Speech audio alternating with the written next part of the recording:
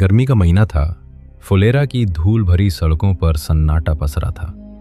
शाम के 5 बज रहे थे और पंचायत भवन में पंखा खड़खड़ा रहा था। अभिषेक यानी सचिव जी अपनी कुर्सी पर अधलेटे सीएटी की किताब पलट रहे थे। बगल में विकास बैठा अपना फोन चार्ज कर रहा था। विकास, ये यूपीएससी का नोटिफिकेशन आया क्या? अभिषेक ने बिना किताब से नजर उठाए पूछा। सचिव जी, आप हर दिन यही पूछते हो, अभी नहीं आया, विकास ने झुंझला कर कहा। तभी बाहर से एक ऑटो की आवाज आई। दोनों ने खिड़की से झांका। एक अजीब सा ऑटो जो फुलेरा में कभी नहीं दिखा था, पंचायत भवन के सामने रुका। ड्राइवर ने बिना कुछ बोले एक पुराना लकड़ी का डिब्बा उतारा, जमीन पर रखा और बिना पीछे मुड़े चला गया। अभिषेक और विकास बाहर आए। डिब्बे पर कोई नाम नहीं था, कोई पता नहीं था, बस एक लाल स्याही से लिखा था, खोलो मत। विकास ने डिब्बे को लात से हिलाया। अबे छू मत, पता नहीं क्या है, अभिषेक ने कहा। लेकिन तभी प्रहलाद चाचा अपनी साइकिल से आते दिखे। उनके पीछे विनोद था। का हो सचिव जी, ई का है?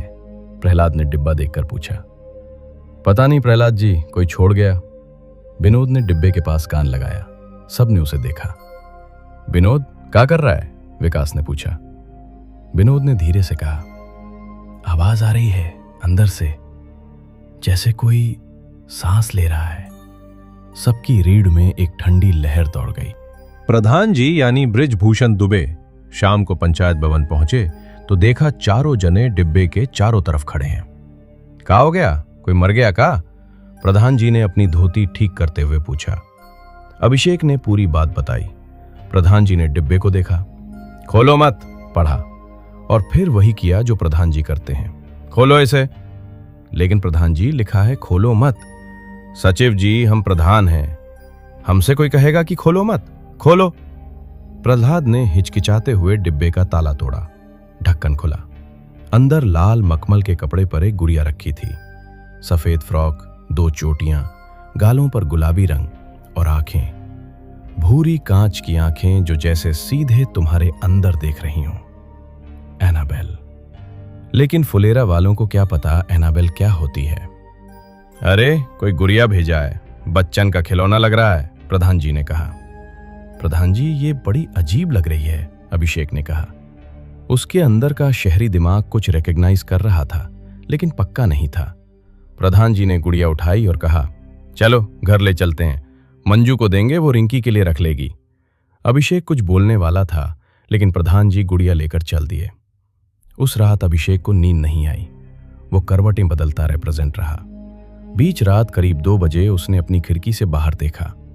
प्रधान जी के घर की खिड़की में कोई खड़ा था, छोटा सा, बिल्कुल स्थिर। गुड़िया। अभिषेक ने आंखें मली, दोबारा देखा, खिड़की खाली थी। अगली सुबह प्रधान पत्नी मंजू देवी की आंखों के नीचे गहरे काले गड्ढे थे। अभिषेक चाय लेने उनके घर गया तो मंजू देवी बरामदे में बैठी थीं, हाथ कांप रहे थे।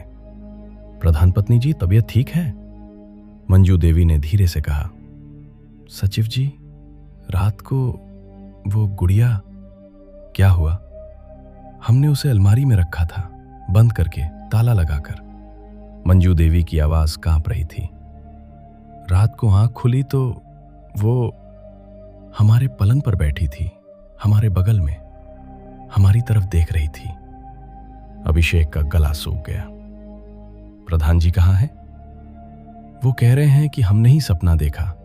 लेकिन सचिव जी, मंजू देवी ने अभिषेक की आंखों में देखा। अलमारी का ताला अभी भी बंद था, अंदर से। अभिषेक के पैर ठंडे पड़ गए। दोपहर को विनोद गायब हो गया।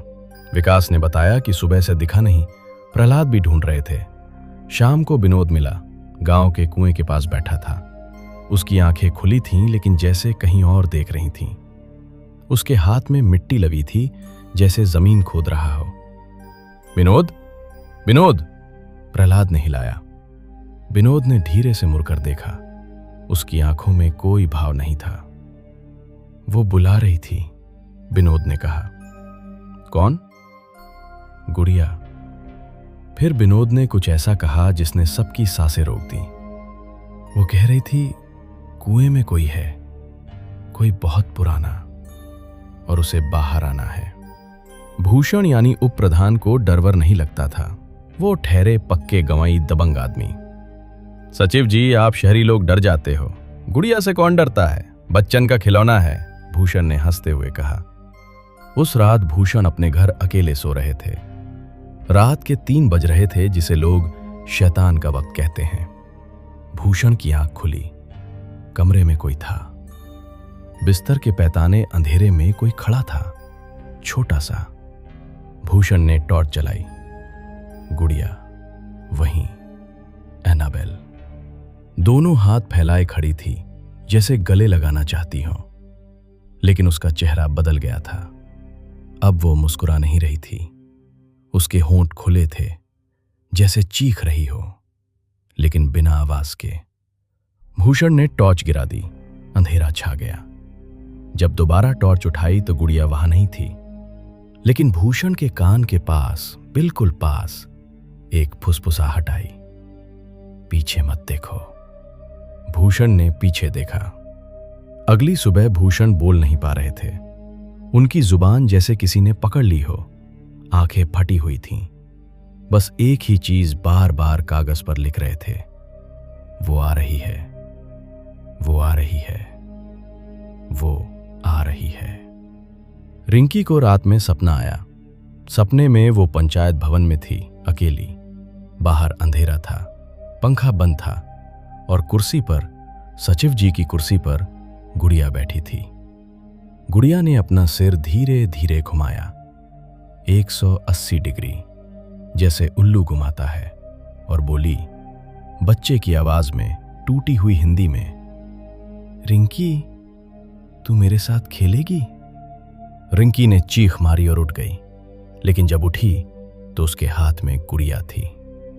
असल जिंदगी में, सपने में नहीं। गुड़िया उसके हाथ में थी। रिंकी ने इतनी जोर से चीख मारी कि पूरा मोहल्ला जाग गया।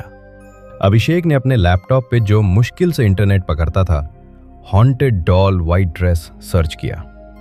एनाबेल डॉल, असली, शापित। जो भी इसे अपने पास रखता है उसके साथ अंधेरा चलता है। अभिषेक के हाथ कांपने लगे। उसने पूरी हिस्ट्री पढ़ी। Warren family, Connecticut, possessed, demonic entity. Vikas, Abhishek ने चिल्लाकर बुलाया। विकास दौड़ा आया। ये एनाबेल डॉल है, असली, ये शापित है। इसे किसी ने जानबूझकर यहां भेजा है। विकास का मुंह खुला रह गया। सचिव जी, मजाक कर रहे हो? मजाक लग रहा है तुझे? भूषण बोल नहीं पा रहा। विनोद पागलों जैसा हो गया। प्रधान पत्नी जी हिल गई हैं। रिंकी के हाथ में गुड़िया आ गई खुद ब खुद। यह मजाक है? विकास चुप हो गया। इसे वापस भेजना होगा या नष्ट करना होगा, अभिषेक ने कहा। रात को इमरजेंसी पंचायत बुलाई गई। पंचायत भवन में एक टूटे बल्ब की रोशनी में सब बैठे थे। प्रधान जी, मंजू देवी, अभिषेक, विकास, प्रहलाद, विनोद जो अब बस खाली आंखों से ताकता था, भूषण जो कागज पर लिख लिख कर बात कर रहे थे। गुड़िया टेबल पर रखी थी, बीचों बीच। कोई उसे देखना नहीं चाहता था, लेकिन कोई उससे नजर भी नहीं हटा पा रहा था। प्रधान जी, इसे जलाना होगा, अभिषेक ने कहा।